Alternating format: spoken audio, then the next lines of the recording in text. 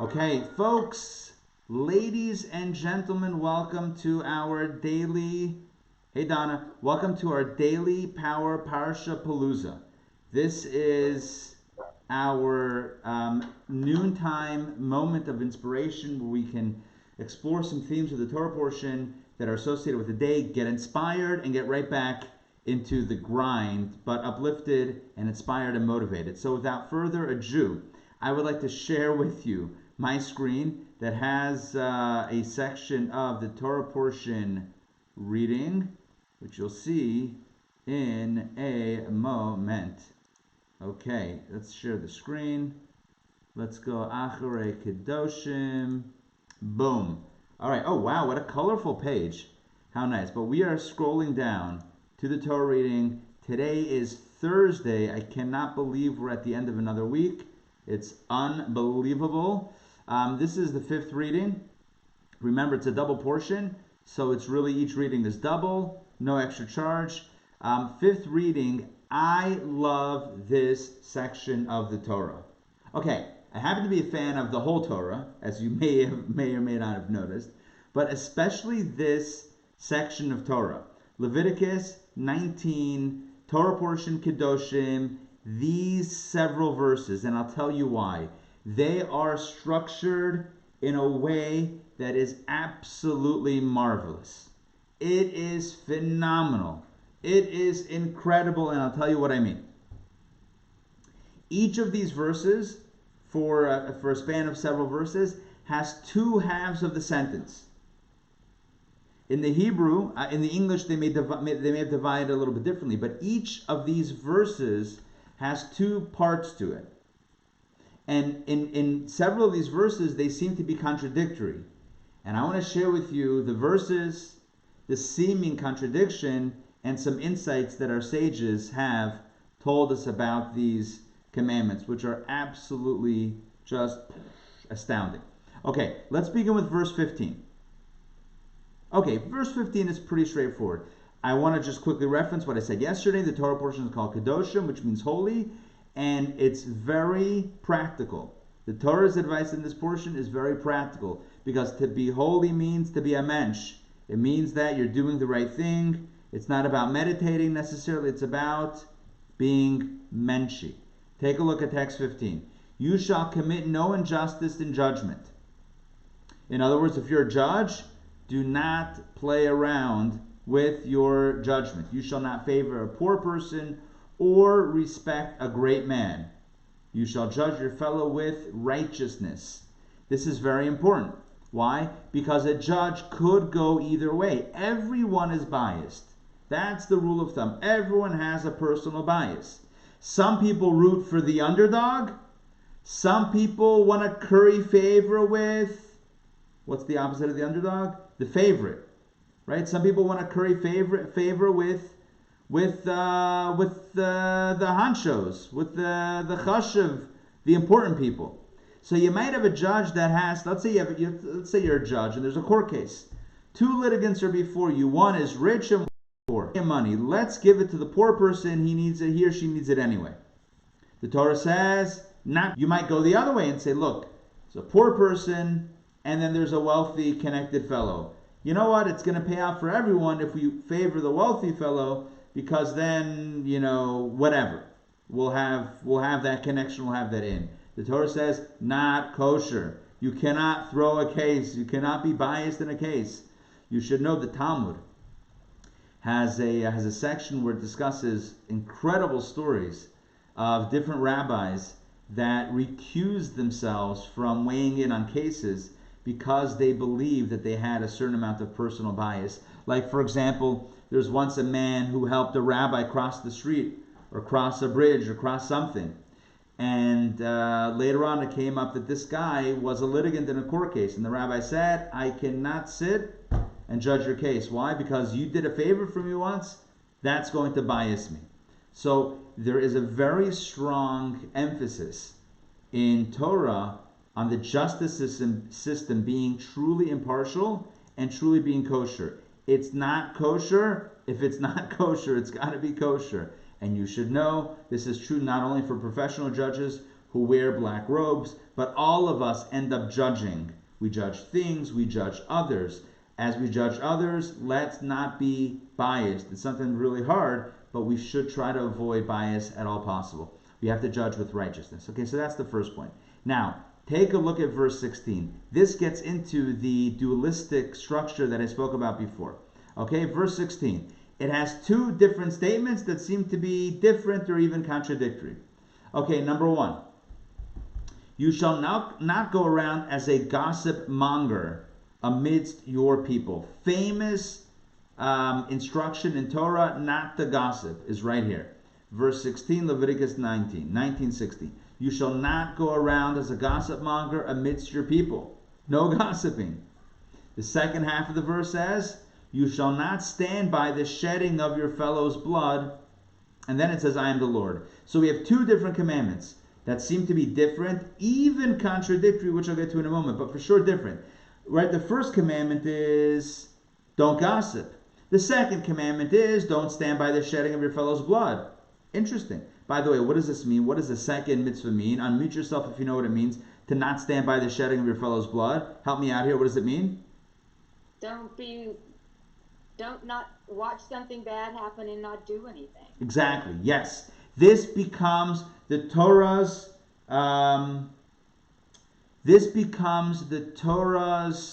rebuttal to a modern society. Now, of course, that came before modern society. But this stands as the Torah's rebuttal to the modern perspective of, I don't need to get involved.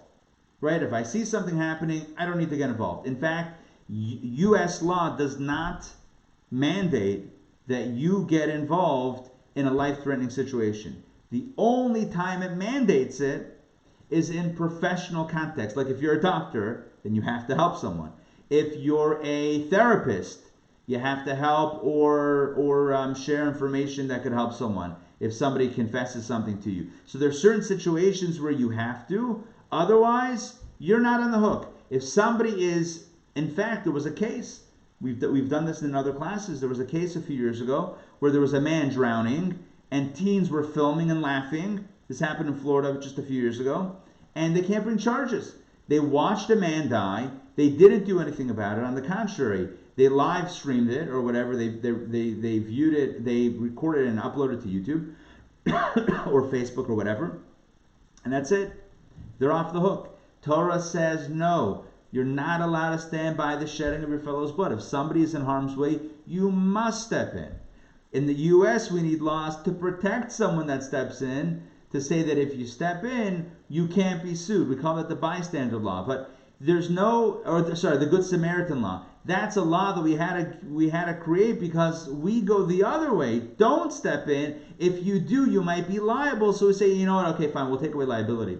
In Torah, you have an obligation to step in. What's the connection between two halves of the verse? One verse, the first half talks about gossiping. The second one talks about bloodshed. So there's different ways to connect it. Number one, don't gossip. If you gossip, you are shedding your fellow's blood. This becomes the source for what the Talmud says, that when you gossip, it's murder. When you gossip, you're assassinating someone's character. And that's the connection of the two halves. Don't gossip and don't stand by the shedding of your fellow's blood. Don't be the one who facilitates an character assassination by listening to or speaking the gossip or passing it forward. Does that make sense? Second insight is that the second half of the verse is qualifying the first. Number one, don't gossip. Number two, if it's life and death, then absolutely gossip. But it's not gossip. Sharing information. So the first half of the verse is telling us no sharing information, no gossiping. The second half of the verse says, but in a case where somebody's life is at risk, then you're not allowed to stand by the shedding of your fellow's blood. You have to say something. If you have information about someone else who might be threatening someone else and they don't know about it, you absolutely have to alert them and share the information. That's not called gossip. That's called saving a life. Does that make sense? Two completely different insights on the same verse. The first is, don't gossip. Gossip kills. The second insight is, don't gossip, but you're allowed to in cases of life and death, to protect someone else's Rabbi, life. Yes. would that be also in the case of a shidduch? If Yes. he does something. Yes. Excellent question. In the case of shidduchim,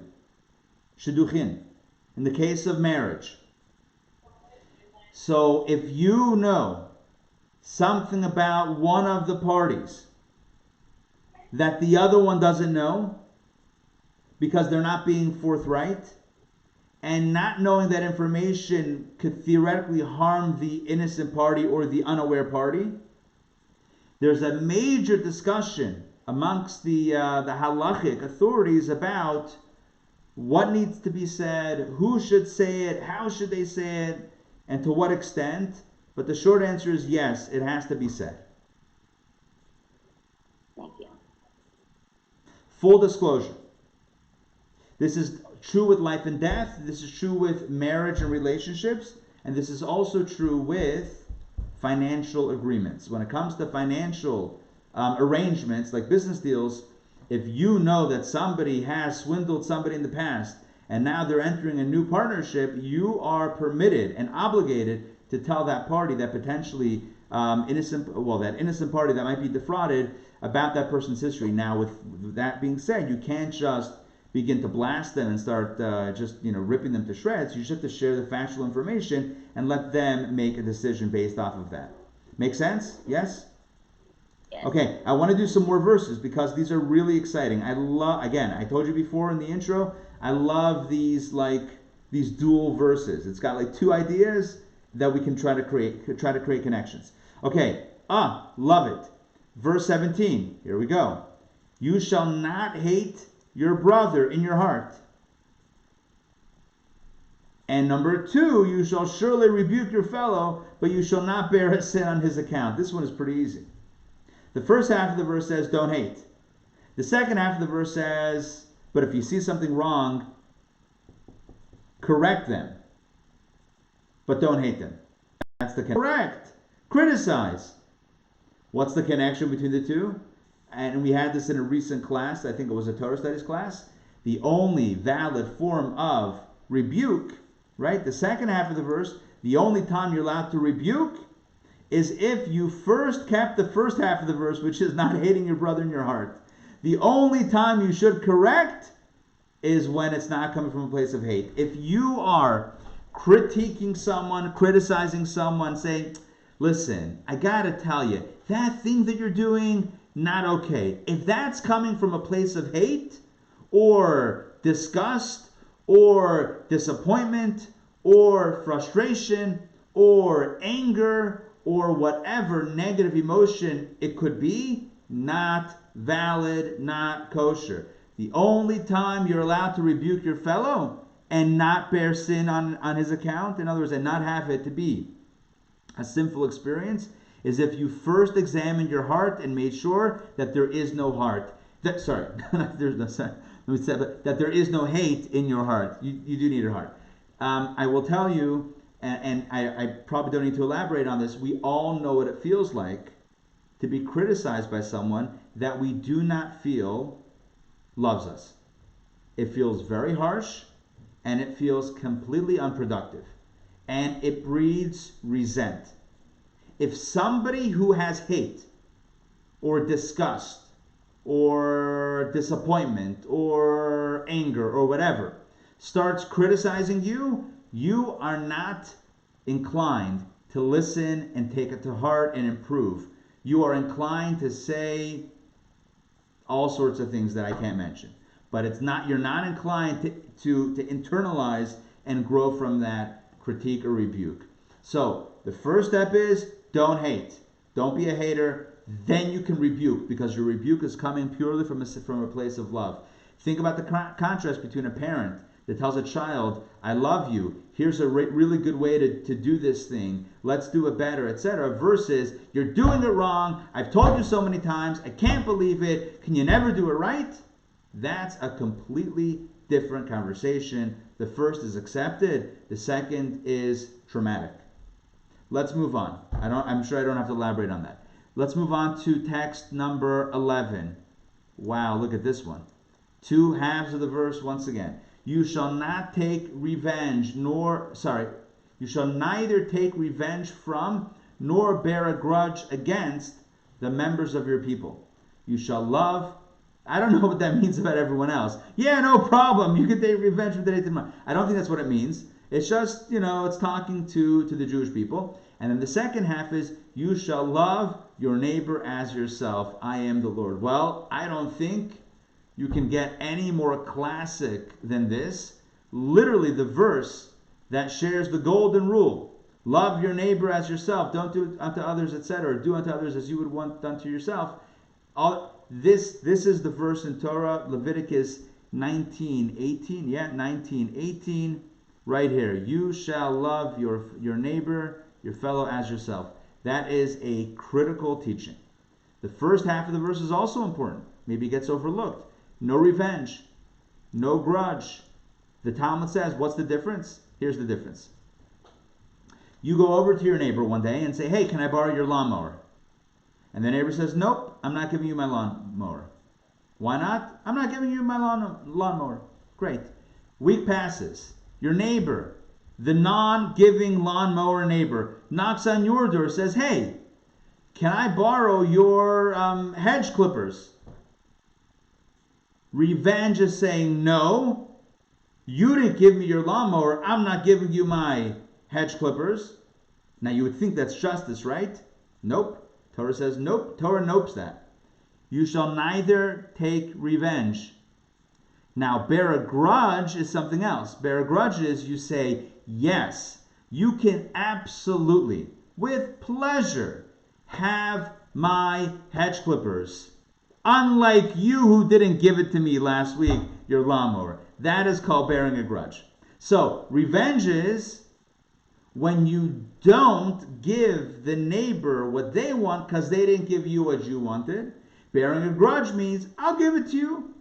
Unlike you who didn't give it to me. I haven't forgotten, by the way. Just keeping score. That's also not kosher. Do you see what standard Torah holds us to? These are normal human reactions. I mean, tell me a human being that doesn't naturally fall into that pattern. At least the thought of, why should I give this to you if you didn't give something to me? Are you how are you even, you have no shame to knock on my door and ask? What kind of person are you? That's a normal human reaction. Torah says, I don't care that it's normal. Don't do it. Right? Torah says, doesn't matter that that's your nature. Who cares that's your nature? Overcome your nature. Be a mensch. Kedoshim. Be holy. Don't meditate. Lend your clippers. That's holy? Absolutely. And don't remind them that they didn't lend you the lawnmower. That's not holy either. That's what holiness is.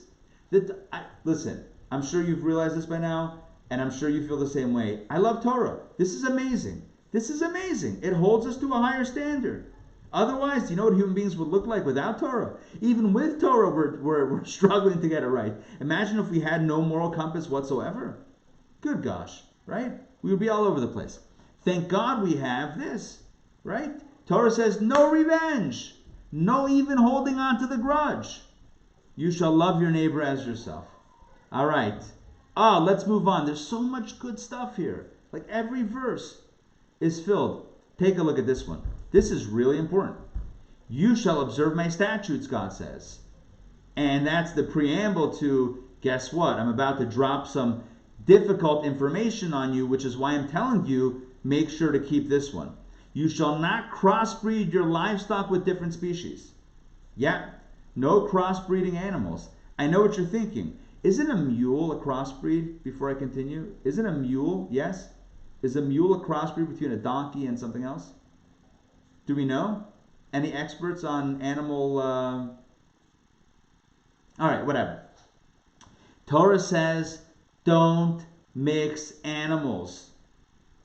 Is anybody aware of that show or the podcast? Tiger King, Joe Exotic. Any yeses? Any nods? Any glimmers of yes? Okay. Remember the Ligers? Listen, it's not I'm just saying, people breed animals together. The Torah says it's not okay. Don't breed the animals together. Why? When you watch Tiger King? I happen to be aware of, I listened to the, first of all, Okay, no judgment. I listened to the, good, thank you for not judging. I listened to the podcast Joe Exotic, which gives a lot of information. I think it presents a little bit more of a balanced view, but I may or may not be also privy to the documentary. Now, so no crossbreeding animals. Why? The Torah doesn't say why. But you should know that the commentaries essentially, and the Kabbalists also move this to a spiritual place, basically saying that by crossbreeding, what we're doing is we are kind of violating certain species structures that God set up. And you should know it's not only with animals, because look at the next part of the verse. You shall not sow your field with a mixture of seeds. That tangelo, yeah, that came from a tangerine and an orange or something, whatever. Not what? Okay, one second. The Torah says don't do it. Now, once it's done, unlike some other things that are forbidden, this one becomes okay to eat. Which means when someone else mixes the seeds in the field and produces a new plant or new fruit or whatever it is, it's not kosher to eat. It's not kosher to do, but once it's done, you're allowed to eat it. So don't start throwing out some fruit in your house. You're allowed to eat it. But we're not allowed to do it. No crossbreeding animals, no mixing seeds to produce new botanical creations, right? Why? Again, the common understanding is because God created boundaries, certain species boundaries, whether it's animal life or plant life. God created a certain delineation between this animal and that animal, or this tree and that tree. And to go ahead and start mixing things means that you're creating your own. It's overstepping. That's overstepping. Now, you might be thinking this question, but aren't we put here to develop the earth and to make it more beautiful and to develop it? And we develop everything. We take wheat and we turn it into bread. So what do you mean we don't develop? Of course, we take something, we change forms, we grind it, we manipulate it, we cook it, we bake it, we do all sorts of things. So what do you mean? Why can't we do this? Listen, I don't make the rules, but it seems like this is a boundary that God says, I don't want you to cross this boundary. Other boundaries are not such solid boundaries. This boundary, I don't want you to cross. And the third part of this verse. Question, please. Yes. So I guess then transgender operations where you change your gender, that would seem to fall in this category? I can't comment on that from this verse, because this verse is very specific about what it means. That's why I said what I meant. That's why I said what I said a moment ago. Because there are many things that we mix together. Right? We mix flour and water to make matzah. Who says you're allowed to mix a plant with H2O? Who says? Torah doesn't say not to. So again, it would require a much bigger analysis to weigh in on the question of, surgery and gender reassignment. I mean, that's a very big topic, and I'm not well read. I'm not fully read up on that topic from a halachic place. But I don't necessarily see that from this verse. This verse is very specific about the prohibition. It says not mixing animals, not mixing seeds, in other words, in the field when you're planting. And the third one is not mixing within a garment a mixture of shatnez, which is wool and linen. So I understand your question, and I could see why it would maybe follow from one for the other, but it's hard. It's very hard to extend Torah prohibition without a solid foundation for that. But again, there may be other issues or other questions that come up with that. But again, that's a bigger topic. We'll have to save that maybe for a hot topic course where we have the hottest topics. I think that's actually a great idea. So the gender course too. We have the gender course. Yes. Maybe we'll do it in the gender course. Did you guys just lose a connection? I just lost my connection. It came back. Okay, it came back, but I lost seeing everybody else. Okay, whatever. It is what it is. I have a question. Yes. This is actually serious, although it may not sound like it, but it sounds like this may be the Jewish comment on GMOs. because that's what happens with a GMO. Great question. Great question. What about genetically modified foods? Right? Genetically modified GMOs, genetically modified organisms, right? Right, yeah. Yeah, it's what goes into the food. Yeah, yes. I saw a post recently, or somebody comment, an article, something that says that so much of our food chain supply is modified, is tweaked, Yes. is laboratory tweaked. Yeah, I'm with you. Does this directly affect stuff done in a laboratory? I hear what you're saying. Like I say the same thing to you as I said to Don a moment ago. I hear what you're saying, how that may be a logical, next step, but it's not necessarily directly what the Torah says. The Torah talks about not mixing seeds together. The question is, what about laboratory mixing? What about, frankly, the notion of test tube babies, right? In vitro, right? Is that considered to be a mixture of seeds? Now, if it happens, within the human body, maybe that's where the Torah says it's okay, but maybe outside, maybe that would fall into the same category. I'm saying you could say any number of things, but I've never heard that as a thing from this verse. This verse is very specific. Don't crossbreed animals together, and don't mix the seeds together. How we extend that or apply it to other cases, we have to be very careful to not be too trigger happy, if you will, to apply to other cases. Again, I'm not saying there aren't other issues that might come up with that, but for example, when it comes to IVF or other like in vitro test tube babies, there's another concern that to make sure that the genetic material is the genetic material that that's purported to be that genetic material. And if it's not, it could be a big problem. I don't know if you've been following the scandals in the last few years about doctors who have fertility doctors, famous, like world-renowned fertility doctors in massive clinics, both in the U.S. and abroad in Europe, that went ahead and they were giving their own, when a couple came in and they said that this is the husband's sperm, it was actually the doctor's sperm. Yeah. I mean, a huge problem on many levels, aside from the dishonesty. I mean, you're talking about situations where people could meet each other and fall in love and they're siblings. So halacha would say you have to have a mashgiach. Mashgiach means somebody like within kosher food, like the food chain, you have to have somebody in the kosher supply chain to make sure that this is indeed kosher. Somebody watching, you would have to have somebody making sure that the samples that came from someone are those samples, watch 24/7, and making sure that's what goes into the other genetic material, etc. So whatever, there's a lot of issues, but I don't know if we can directly apply one from move one from the other. Now let's talk about this last point of verse 19, which is shatnez. So shatnez. Can I ask a question real quick? Sure. This might be like a way bigger question for another time, but First of all, hi Sam. hi. Sorry, my Zoom keeps crashing. So No worries. My Zoom is also right now half crashed. I can see my screen, but I can't see y'all. So we're still working through this. half crash is better than full crash. That's true. Glass half full. Okay, so question is, how do we know? I mean, we don't, but how do rabbis decide when we take something like super literally, super specific like this, where you're saying it's just the seed, it's just the animal, and we don't look at the larger intent? Like, I feel like there's other parts in the Torah where it's a kind of a cryptic, kind of crazy message, and we're like, we have to look at the intent here. It sounds like the intent is just not to act like you're playing God. Yeah.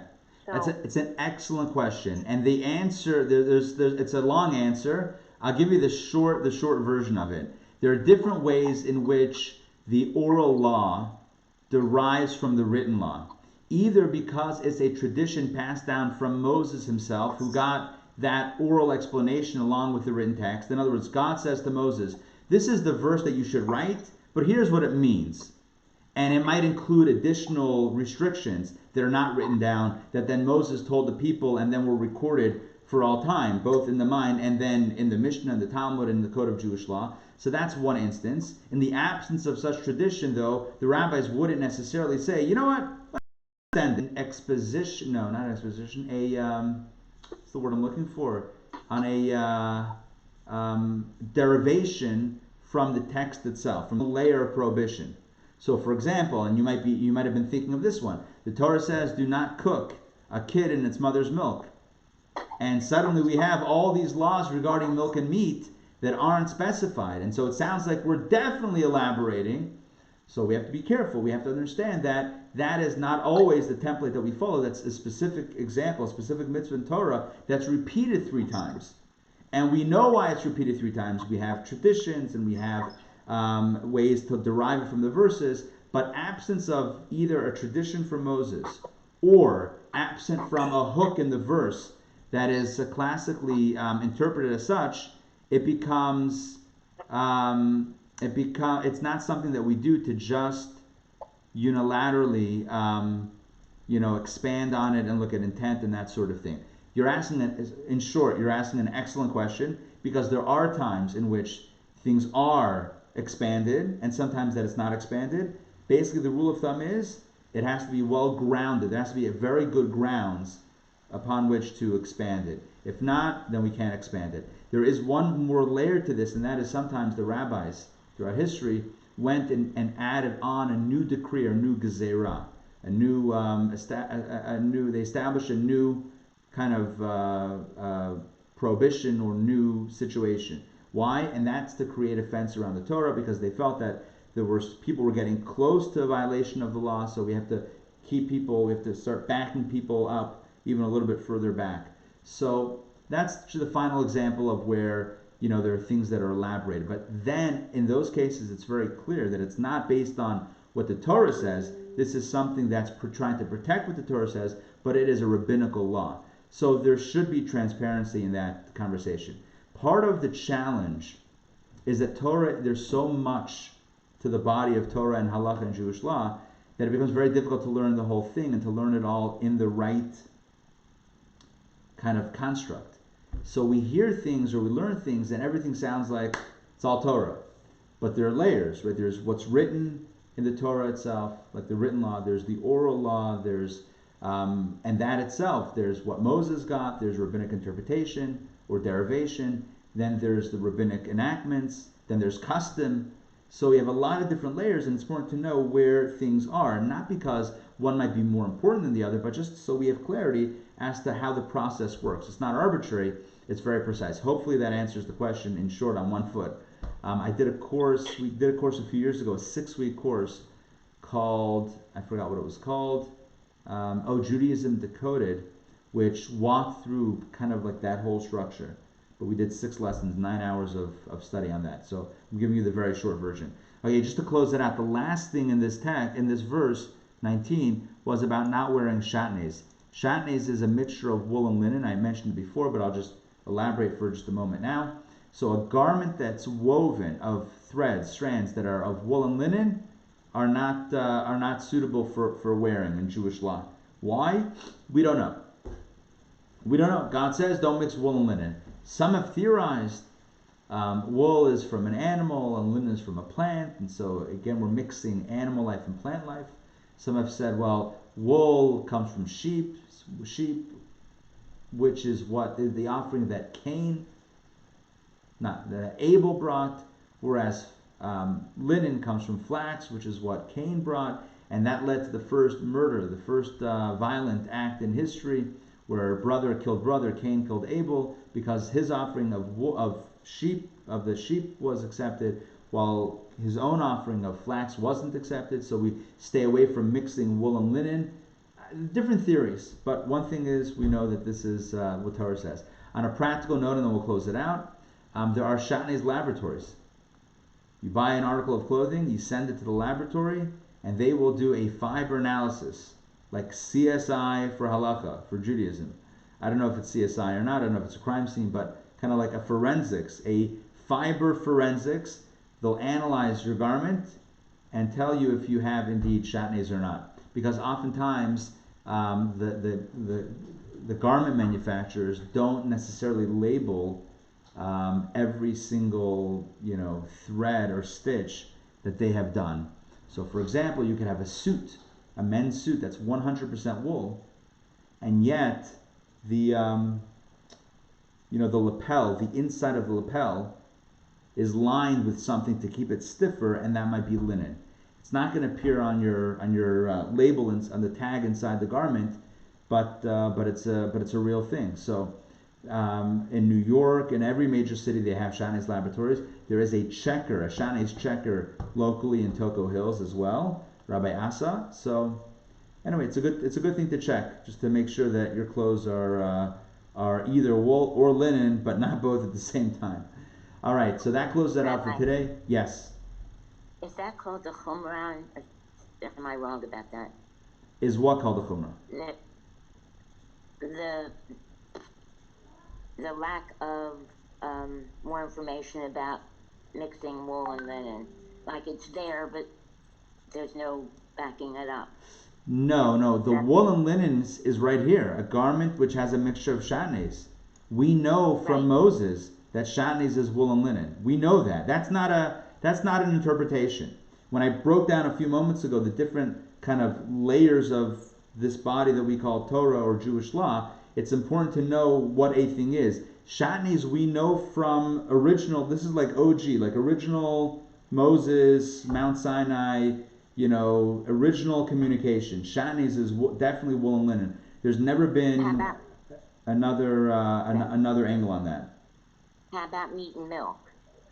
Meat and milk is it might either it's a halacha l'Moshe Misina, in other words that we know it from Moses, or it's derived from the verses themselves. I would need to look back at that to look back at the Talmudic discussion to see which category it is. Yeah. But it's important to know a chumrah. What you're asking, a chumrah is more of, it's not prohibited, but we're going ahead and making it prohibited. That exact chumrah is like Ashkenazim, European Jews, not eating rice or beans, corn, legumes on Passover, right? It's not prohibited by Torah law. No Ashkenazi rabbi worth their title will ever tell you that it's chametz, that it's prohibited by Torah law. It's not. It's not chametz. It's not leavened. It's not chametz. So why don't we eat it? Ashkenazic Jews, why don't we eat it? It's a chumrah. It's like an extra stringency that we've taken. So, and that's become the minhag, that's become the custom for Ashkenazic Jews. But that's not, but again, rabbis are very clear to distinguish between the two. Because without distinguishing, it becomes blurry. Like, unfortunately, I think this is, I don't think it's a new thing, I think it's just a thing where things become blurry, and then it's like, well, the Torah doesn't talk about rice and beans, and if that's now prohibited, then the whole thing is where did they get that from? It's very important to know that they did not get that from Torah. It was a chumrah. It was the idea of if people are eating that, and why that was put on by Ashkenazic rabbis. That's a major discussion in and of itself. Is it because they thought that if you start eating this, then you might make a mistake and come to eating the other things? Is it because they felt vegetables and then come into thinking that also other things are okay? I don't know. I mean, we can theorize, and many have written many articles and essays on this. But it's important to know what's original and what's chumrah. Not that diminishes it. Once it's accepted, we follow the rules, because that's what we need to stay where we need to be. That these are important rules. But it's important to know where things are. All right. So in summary, we did a few verses here of today's reading. We talked about non-bias, not being biased in judgment, right? Not for the underdog, not for the favorite. Both are considered to be biased. If you're specifically pulling for this one or pulling for that one, That's not okay. It has to be pure, unbiased. Same thing with their own judgments. No gossip, because gossip kills. No gossip, but to prevent death or other harm. Yes, you can gossip or can share the information. We talked about not hating the other and only then rebuking your fellow. We talked about the Torah's high standard of personal conduct in not taking revenge. Lend the hedge clippers. And don't even bear a grudge. Don't even say, unlike you who didn't give me the lawnmower. That's a high level of personal conduct, a high standard. We talked about, finally, in verse 19, not mixing certain things that the Torah specifies. Why? Probably because the Torah doesn't like these things, these boundaries violated. Can we apply it to other things? Maybe, but not everything. Certainly there are many things that we mix without a problem. Okay. Good. That's it for today.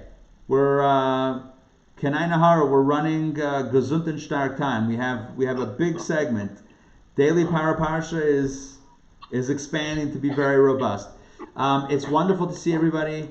I am going to cease sharing my screen. Have a wonderful day. Stay well. Stay happy. Stay uplifted. No mixing. No crossbreeding animals when I'm not looking. No planting different seeds in the garden when I'm not looking. And if you're wearing wool and linen, make sure it's in separate garments. You're allowed to wear them together, by the way. You're allowed to wear a wool shirt or a wool jacket with linen. You're allowed to wear a wool jacket with a linen shirt. That's not a problem. Wool's too itchy. Itchy. Whatever. Listen, but you can't weave it together in the same dealio. Maybe God was like a fashionista and saying like, oh, like wool and linen, like do not mix. You don't want to do that because it doesn't wear right or something. Darling, who are you wearing? All right, folks. On that note, have a wonderful day. Oh, tonight. Think Different, 8 p.m., Tanya class. You don't want to miss it. We had a bomb start last week. Second edition tonight. We're going to get into some Jewish, mystical, Hasidic meditations. Like I said, don't want to miss this. This is must-see TV. This is like in the slot of, who was that back in the day? Was it Seinfeld? Who was in the slot of 8 p.m. on Thursdays? Who knows? Friends, Seinfeld, it's all good. Join me tonight at 8 p.m. Join me Sunday at 7 p.m. for Shimona Tsukarnik, the Kabbalah coach, Jewish Fireside Chat. So much good stuff. Who can even fathom, or not fathom, who can contain all the light? The answer is you and I. All right, folks, we'll see you soon. Sei gesund.